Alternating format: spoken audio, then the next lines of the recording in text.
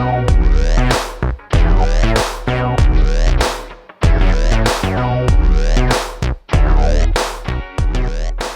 listening to the PR Wind Down Podcast, the show for public relations professionals who are ready to see real change in the PR industry. We are your hosts, April White and Laura Schooler. Let's get ready to wind down.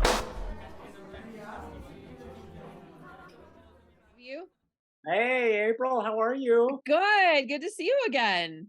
For anybody who hasn't caught on already, we have a surprise guest host today for the PR Wind Down podcast, and it's Doug Spong. Doug has an accreditation in PR and is also a PRSA Fellow. He's the co-founder and CEO of the Doug Spong Company, and prior to founding the Doug Spong Company, he was the founder, president, and managing partner of Minneapolis-based Carmichael Lynch Spong, which is owned by Interpublic Group. And I met Doug when I was starting out in my career at Carmichael Lynch Spong.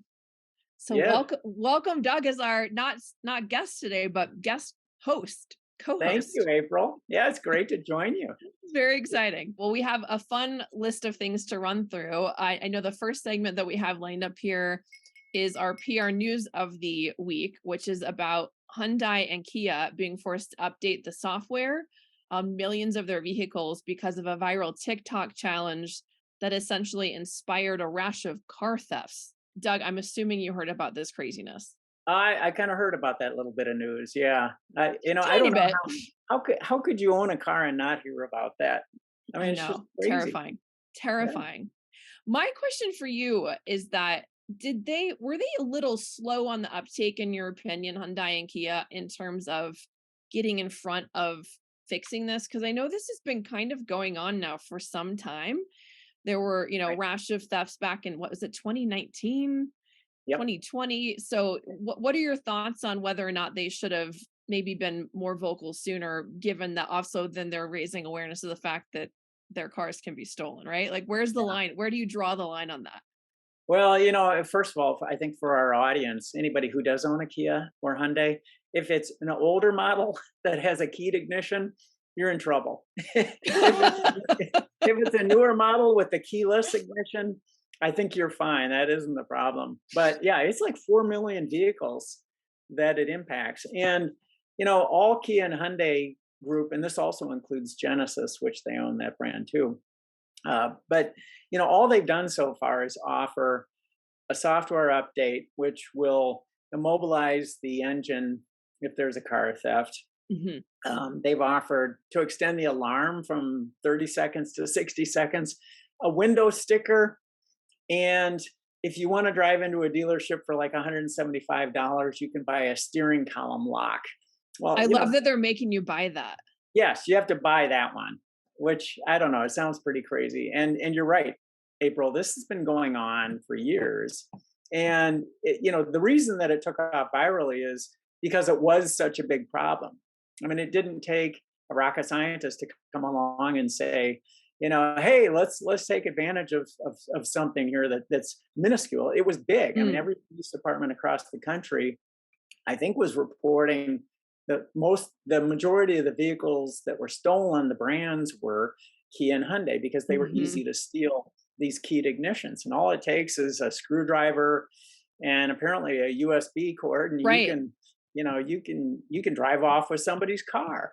Right. So you don't even need special equipment that you don't already have laying around the house. You just. Right. That's right. So, in a typical crisis like this, yeah, for most brands, there's kind of 7 or 8 fatal steps that I've seen brands take over the years, but it always starts with surprise. It couldn't have been easily expected that this was going to happen.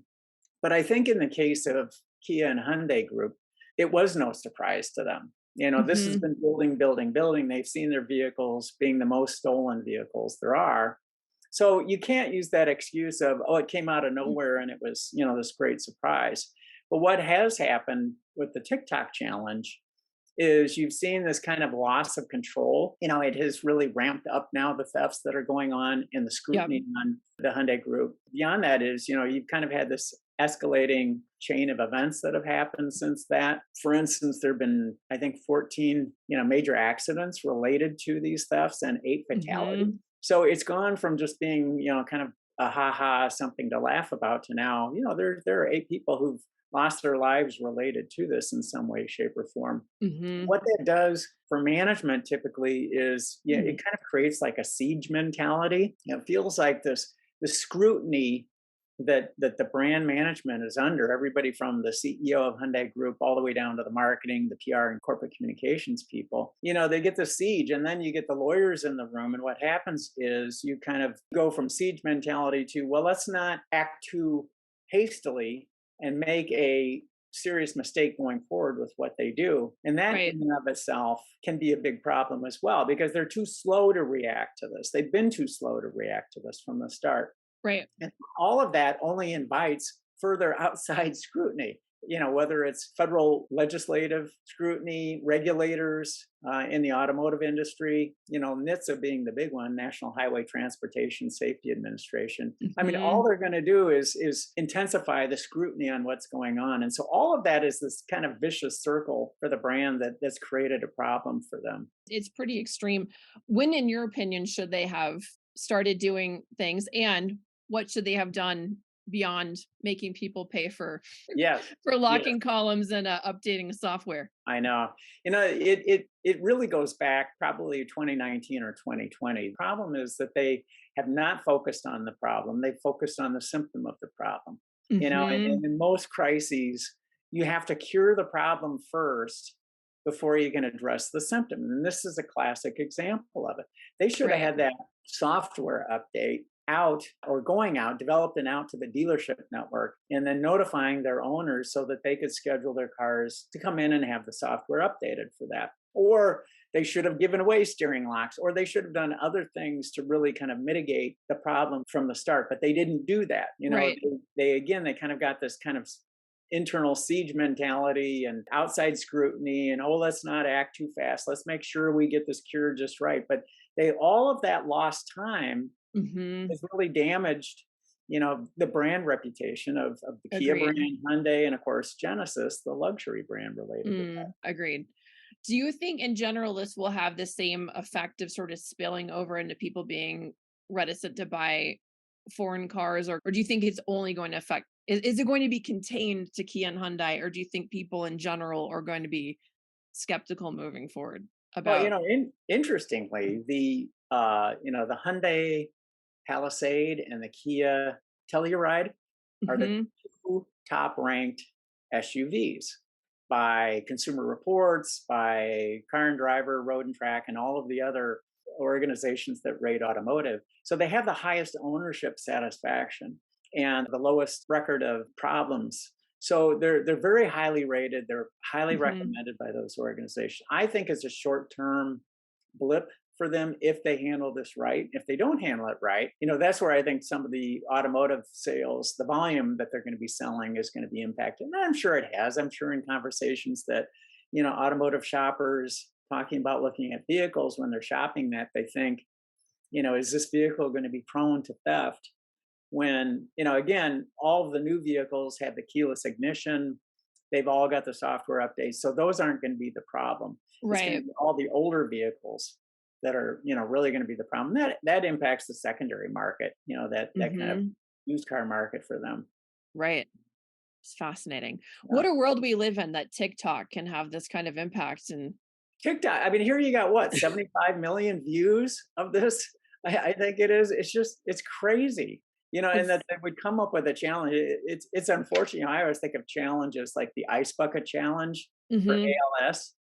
Yeah. And, that ended up raising like $2.2 million for ALS. I always thought that was a wonderful, thing to do. And you had major celebrities getting involved in that. I remember there was a video of, I think it was Bill Gates, of Microsoft even doing the ice bucket challenge. And it fueled so much good. And here you got a challenge that is just exposing a major flaw, an engineering flaw in a brand that, again, it can't be fixed by the PR and corporate communications people. All they can do is address the symptom, but they got to go back and focus on the problem and get it done really quickly. Yeah, Agreed. What would you do, April, if you were advising clients, if you were representing, let's say, the Kia brand Do I get to be retroactively advise them, or do I get brought in now? right now? Oh God. I know. Well, I agree with you. I think first of all, you have to figure out how to get it solved as quickly as possible. Ideally, not just steering locks, because who wants to put that on every time they park their car? Not me. And then take it back off. If there's a way to do a recall and actually address it that way, I think you'd have to do that. In an ideal world where you're actually fixing it all the way, I think the software update seems a bit modest. Yeah, It I doesn't seem agree. like it addresses it entirely. I think you would have to do a very big push around all the new vehicles and the new technology moving forward. You'd have to focus on all the innovations and ideally have your R&D department. I mean, pushing, obviously, you still Right. have to make them do that, but getting their R&D department to be as innovative as possible. And then every message you put out for the next 5 to 10 years is going to have to be safety and tech related, right? I think Yeah, you just have to drill that home in that's right. perpetuity for for a decade, right? Before it goes away. I've got one other thing I would do. I guess a number of insurers, Progressive and State Farm being the two big ones, Yeah. have dropped owners for their automotive coverage. So, their collision and comprehensive, they've been dropped as a result of this theft overall, but specifically, I think the TikTok challenge that has really upped the volume of theft. So, one, I don't know, creative way for Hyundai and Kia to address that would be, do they help offset some of the insurance cost? If you as an owner have been dropped I by your like that. carrier, can you help them find another carrier? Or can you actually even help reimburse them some of the automotive premium, that they're having to pay as a result of I this? think that's really smart too. I mean, Yeah, that it's to me, a very expensive it's issue a for very both of them. expensive problem. Yeah, it Yeah. isn't just a software update and a Windows sticker, that's a theft deterrent. I mean, which that cracks. Who wants to put a Windows sticker on there that just advertises, well, this used to be a really bad car for theft. Now it's been updated, so please don't try to get into it.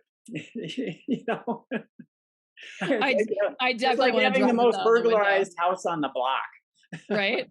Yeah, Oh my goodness. Yeah, yeah. you can't It's break into this house anymore, just so you know.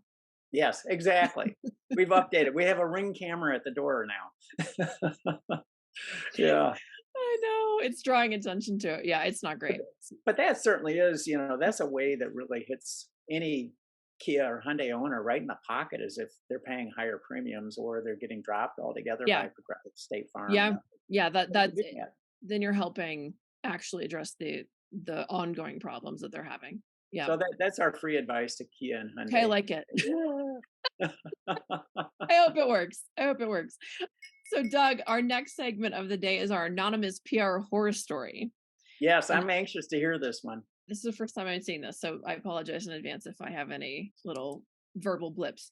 Okay, so my agency just made the transition from remote work to back in office, and I am disturbed. I started this job in the middle of COVID lockdowns, and earlier this year, we transitioned to a 90% in office workspace.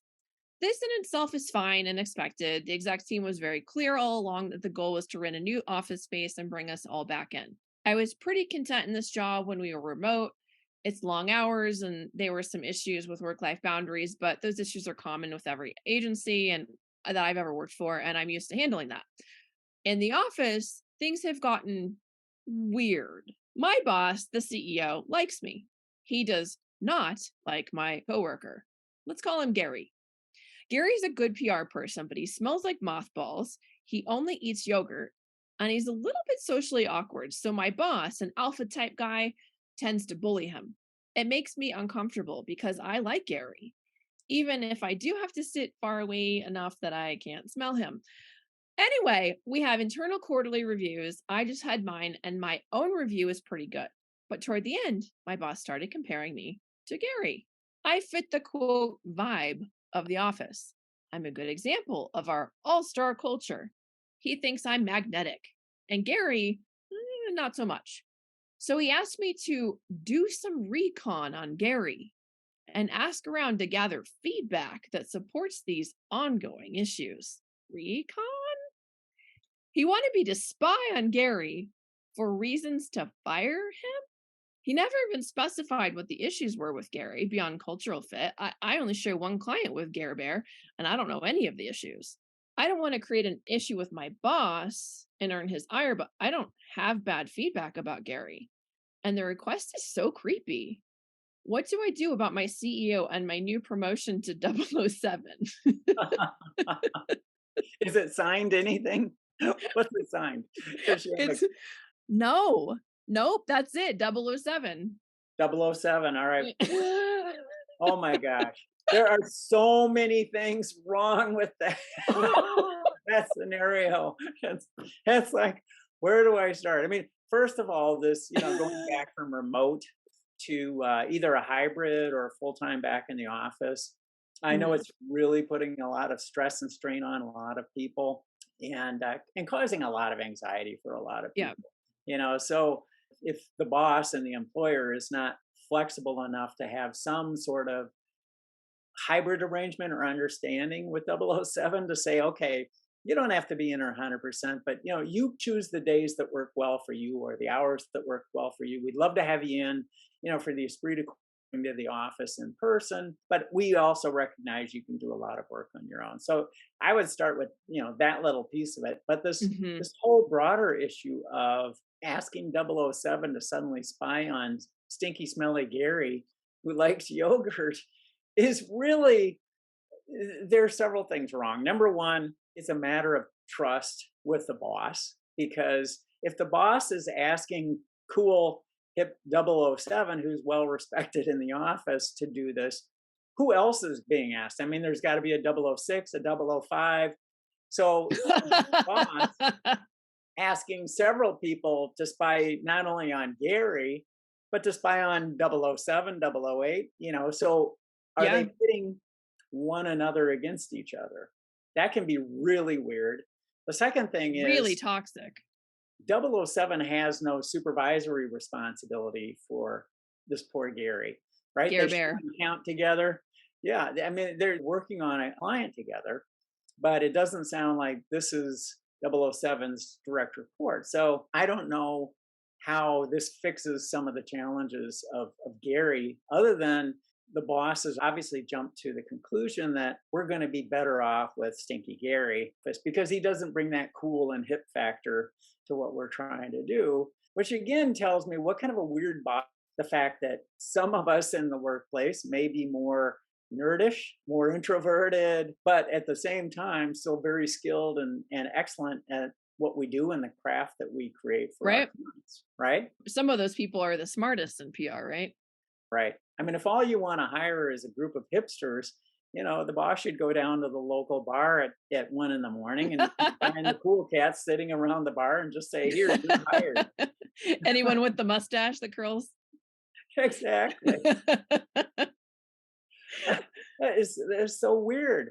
It's so weird. It doesn't sound like the culture.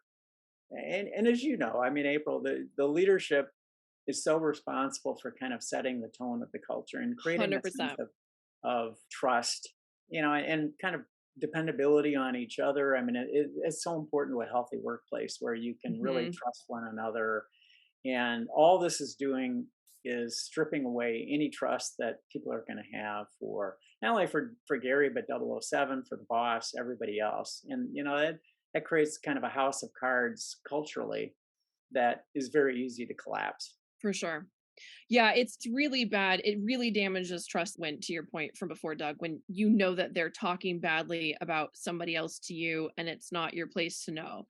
Right. It's even difficult, frankly, when you're leading a company and you have a management team and you need to have frank conversations about performance.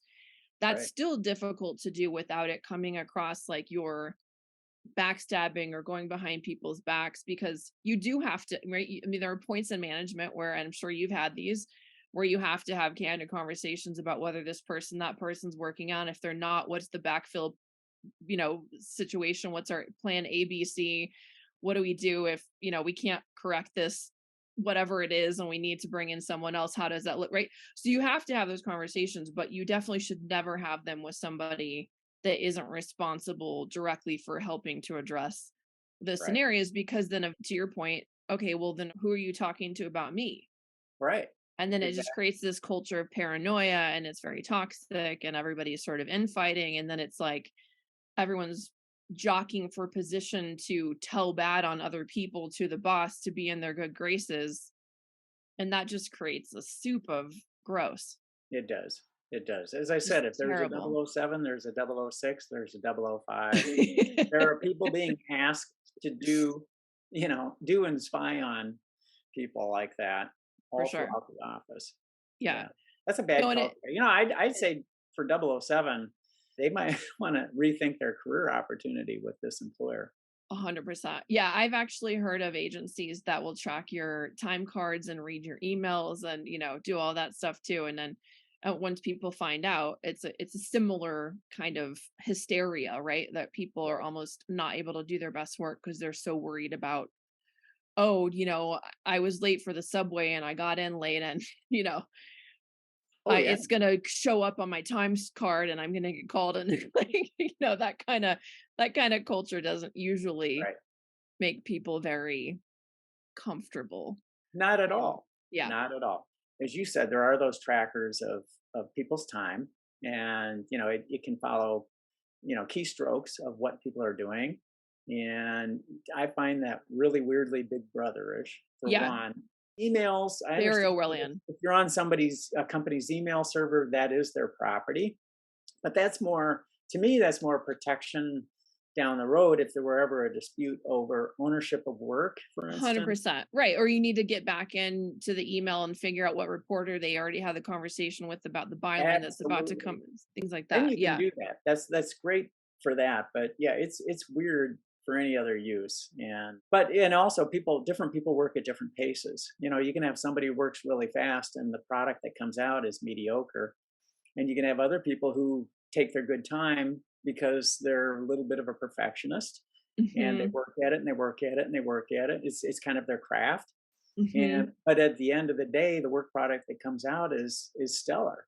Yeah. And, I always used to tell people, remember, take the time to do it right. Otherwise you need, make the time to do it over. Yeah, I agree with that.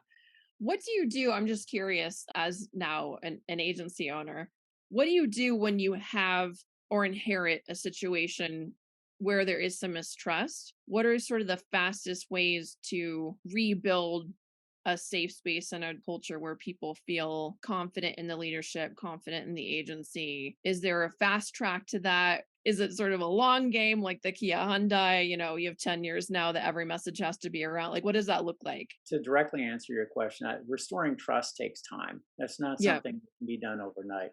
And frankly, the best way to do it is one person at a time. And what I mean by that is that you have to restore trust between individuals. That's where it starts.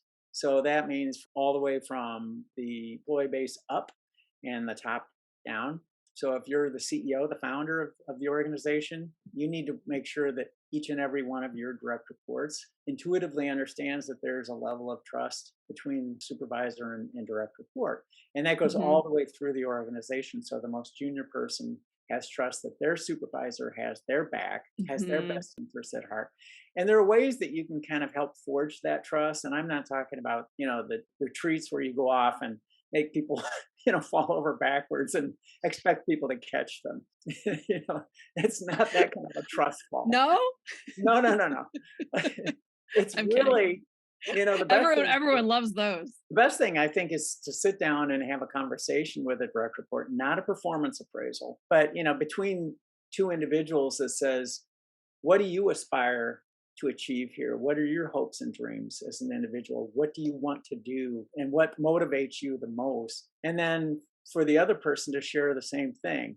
And then to identify, you're going to have so many common elements between those two individuals that you focus on those things that say, here are the things we want, that we aspire to do together. It might be about everything from the work that you do, the clients that you represent. It might be around the area of you share, family obligations that you have. You might have children or, an aging parent that you're caring for. And those are things that should come up, and you address each of those elements together. So you find ways that 007, for instance, can take time off to take care for an aging parent or grandparent if that's important to them. Hmm. And so I think if you go through all of those things and you sit down and you find those areas, that will but you have to support that. You can't just identify those areas and then not do something about it. Right. Oh, sorry to hear about that. So anyway, Yes, back I'm to what sorry you about that need to get us aging by 2 parent, but o'clock. yeah, you need more hours billable today. Yeah, it doesn't work that way. So you've got to No. kind of address it that way. And as long as I think the management team really enforces that kind of sense of trust between two individuals, that is what's going to, I think, inspire a place that people care about and want to stay at long term. Mm.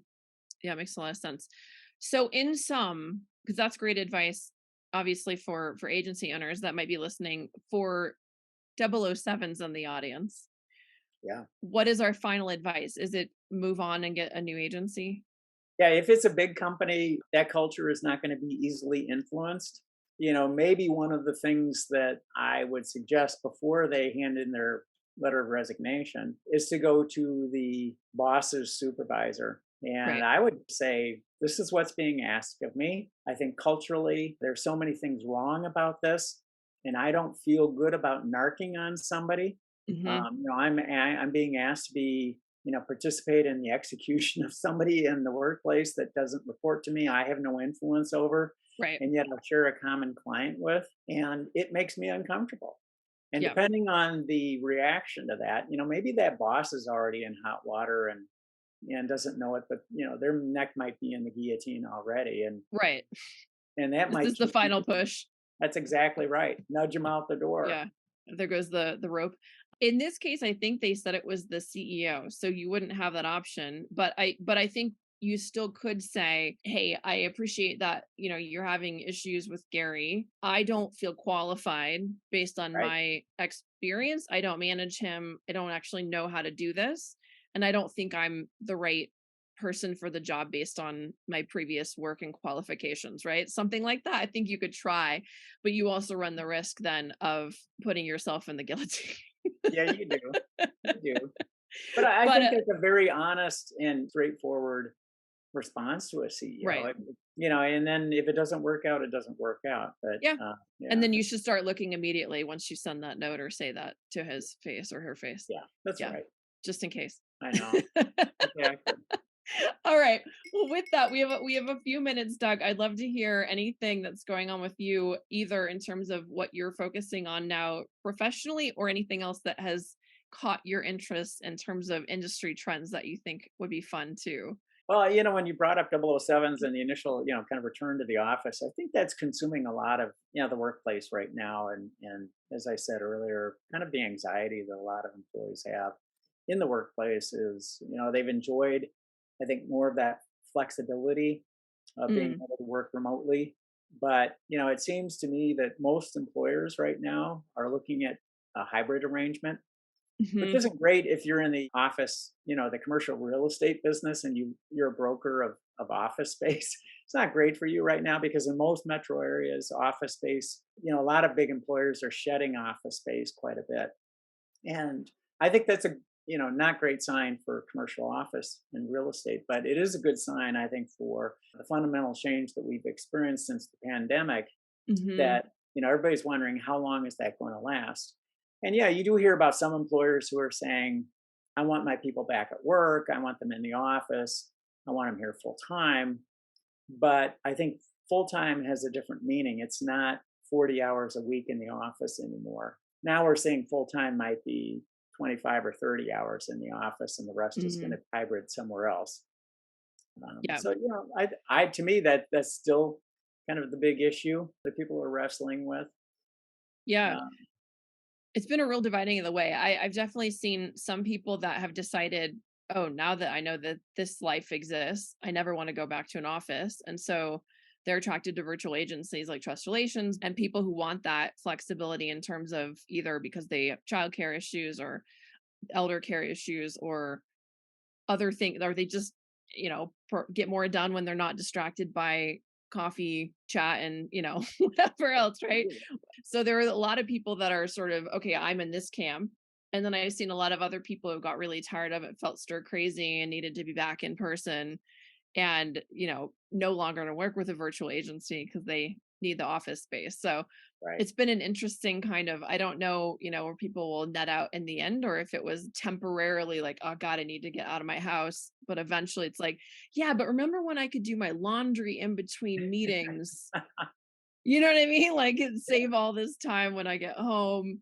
So it's gonna be interesting. But I do think that it's very important for agencies to at least offer that hybrid model, because people did get used to a certain level of flexibility around being able to sometimes work from home, Yeah. not always.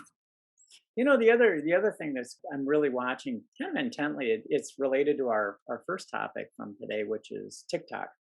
Mm, And as our audience knows, TikTok is owned by ByteDance, which is a Chinese entrepreneur.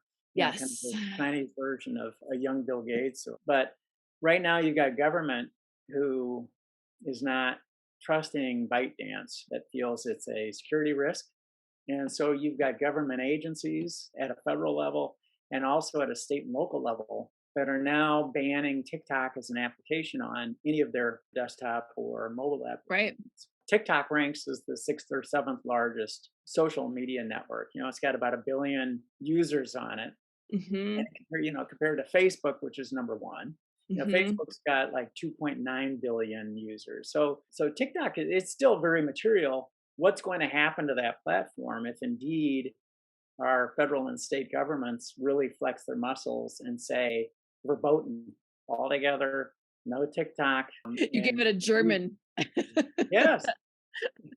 It's going to be really curious what happens. Are users just, are they just going to use it on their personal device and, never post anything related to work on it or things like that? Yeah, no, it's very important for brands to guard against and make sure they've diversified their social media presence and aren't all in TikTok, because that could fall apart pretty quickly especially if there's more Chinese spy balloons, or we don't know what they are anymore, right?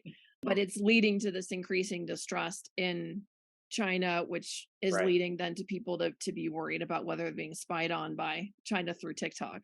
Exactly. So something to watch for sure. Yeah. Yeah. As any good PR and corporate communicator would know, to your point, diversification is good. So nobody would be solely dependent on one platform Mhm. like TikTok for everything that they do. Yeah, for Yeah. sure. Yeah. Well, amazing. With that, I think we are ready to sign off for today, even though I'm sad we have to already say goodbye to Doug. But I but I do want to thank everyone for tuning in for this special episode of the PR Wind Down podcast. Remember to submit your own agency anonymous stories and questions below at the email address in the episode notes, and to subscribe, rate, and share our show with your friends and colleagues. Can't wait to wind down with you again next time.